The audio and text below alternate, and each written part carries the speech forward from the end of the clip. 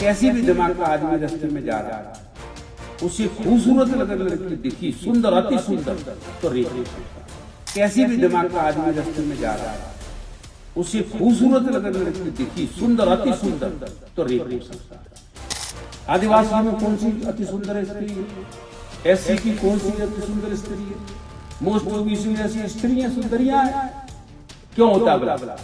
उनके धर्म ग्रंथों में इस तरह की निर्देश दिए गए कि जब व्यक्ति ये काम करेगा, कि जैसे उसमें लिखा है,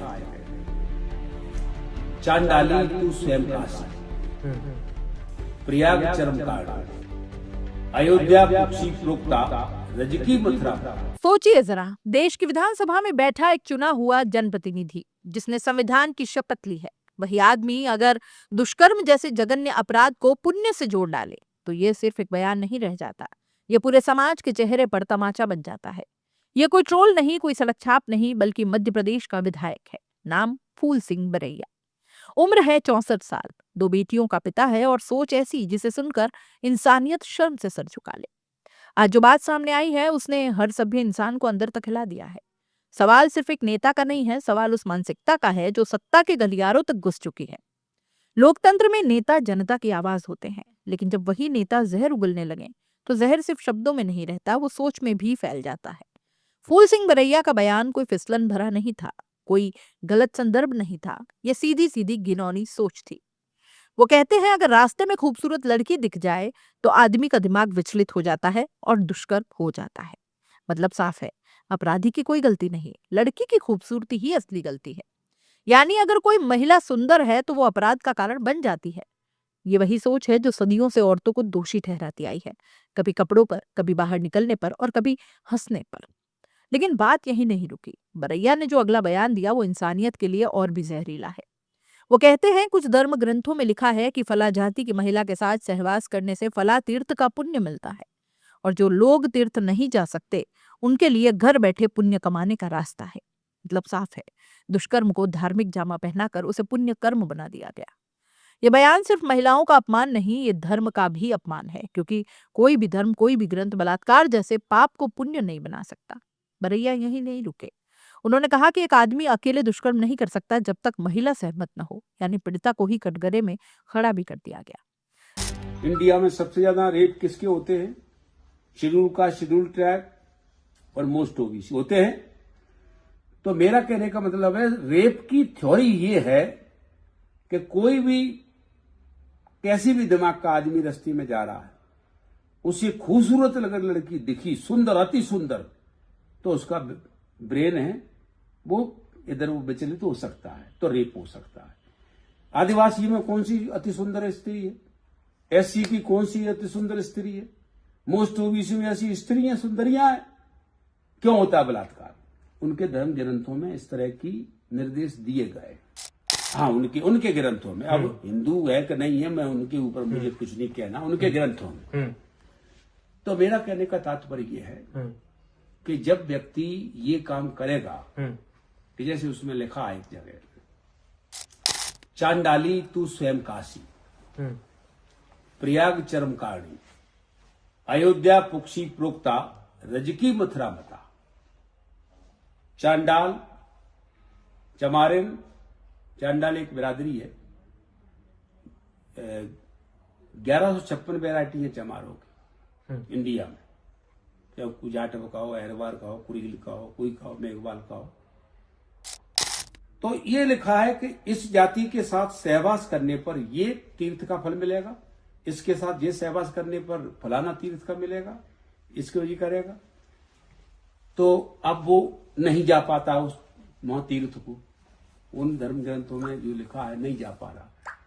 तो घर बैठे विकल्प क्या दिया गया है? घर बैठे इनकी औरतों को पकड़ करके सहवास कर दो तो फल मिल जाएगा। तो कोई तैयार हो जाएगा इसके लिए?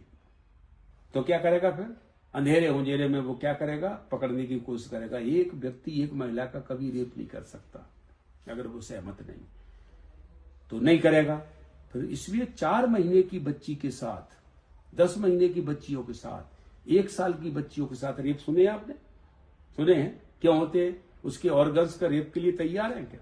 नहीं, उसे दिखाई देता है कि इस जाति की महिला के साथ। बरैया की बातों ने साबित कर दिया कि ये सिर्फ अज्ञान नहीं बल्कि खतरनाक मानसिकता है, ऐसी सोच जो अपराधी को सही ठहराती है और पीड़िता को दोषी बना देती है। यह बयान ऐसे समय पर आया है जब देश पहले ही महिलाओं की सुरक्षा को लेकर काफी चिंतित है। हर दिन अखबारों में दुष्कर्म की खबरें, हर दिन न्याय की गुहार। और ऐसे में एक विधायक अगर ये कह दे कि दुष्कर्म से पुण्य मिलता है तो ये अपराधियों को खुला लाइसेंस देने जैसा है। क्योंकि जब सत्ता में बैठे लोग ऐसा बोलते हैं तो सड़क पर बैठे दरिंदों को और हौसला मिलता है। बयान सामने आते ही मध्य प्रदेश कांग्रेस ने पल्ला झाड़ लिया। प्रदेश अध्यक्ष जीतू पटवारी ने कहा कि दुष्कर्म अपराध है, इसे किसी भी हाल में जस्टिफाई नहीं किया जा सकता। लेकिन सवाल उठता है कि क्या सिर्फ बयान से किनारा कर लेना काफी है? बीजेपी की महिला कार्यकर्ता सड़कों पर उतर आई, प्रदर्शन हुए, नारे लगे। अब निगाहें राहुल गांधी पर है। क्या वो अपने विधायक को पार्टी से बाहर करेंगे या फिर यह मामला भी वक्त के साथ ठंडा पड़ जाएगा? फूल सिंह बरैया अकेले नहीं है। देश में समय समय पर नेता महिलाओं पर ऐसे ही बयान देते आए हैं। कभी कहते हैं लड़कियां रात में बाहर निकलती ही क्यों हैं, कभी कहते हैं कपड़े ठीक होते तो अपराध ना होता। ये सब एक ही बीमारी के लक्षण है, महिलाओं को बराबरी का इंसान नहीं बल्कि कमजोर वस्तु समझने की सोच।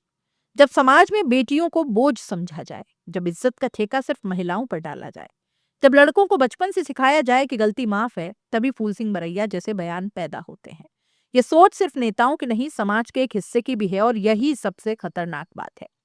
एक विधायक सिर्फ कानून नहीं बनाता, वो समाज को दिशा भी देता है। अगर उसकी जुबान गंदी होगी तो सोच भी गंदी होगी और असर पूरे समाज पर पड़ेगा। इसलिए ऐसे बयानों को व्यक्तिगत राय कहकर टालना असल में अपराध को बढ़ावा देना है। आज सवाल सिर्फ फूल सिंह बरैया का नहीं है, सवाल हम सबका है। क्या हम ऐसी सोच को यूं ही जाने देंगे? अगर आज हम चुप रहे तो कल कोई और नेता, कोई और मंच से इससे भी ज्यादा गंदी, गलीच और जहरीली बात कहेगा। क्योंकि चुप्पी अपराध की सबसे बड़ी साथी होती है। फूल सिंह बरैया का बयान कोई राजनीतिक विवाद नहीं, ये नैतिक आपातकाल है। ये याद दिलाने का वक्त है कि दुष्कर्म अपराध है, पाप है, हैवानियत है, कोई पुण्य नहीं, कोई बहाना नहीं। जो नेता महिलाओं की इज्जत नहीं कर सकता, उसे जनता की नुमाइंदगी का हक भी नहीं है। अब देखना यह है कि राजनीति इस पर सच में कार्रवाई करती है या फिर एक और शर्मनाक बयान कुछ दिनों में बुला दिया जाएगा। फैसला देश को करना है।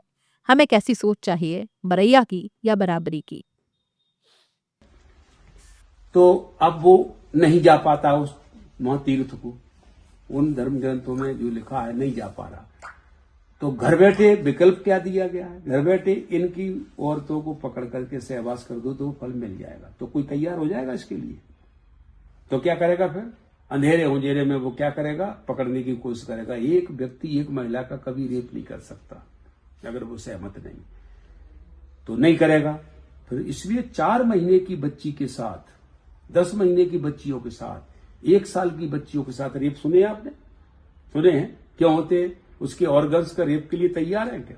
नहीं, उसे दिखाई देता है कि इस जाति की महिला के साथ या लड़की के साथ रेप करूंगा तो मुझे वो फल मिलेगा। ठीक है।